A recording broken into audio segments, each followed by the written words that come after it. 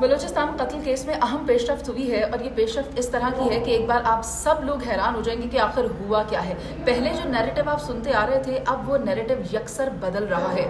कहा यह जा रहा है कि कब्र कुशाई की जाएगी उस खातून की जिसका कत्ल किया गया और जो मरकजी मुलजिम सरदार शेरबाज, उसका जिस्मानी रिमांड ले लिया गया है। मजीद इंक्वायरी होगी, चीज़ें सामने आएंगी कि आखिर ये फैसला क्यों किया गया, इसके पीछे वजूहात क्या थी।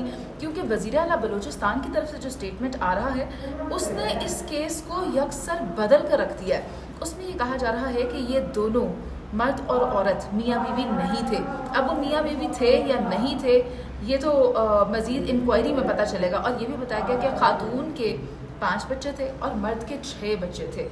एक नया रुख इख्तियार किया इस केस ने, मगर अभी इसकी गिरें खुलती रहेंगी। जिस तरह हक़ाइक़ हमारे सामने आते रहेंगे और मुझे जैसे कुछ पता चलता रहेगा, I will be sharing it with you guys. For now this was the latest update.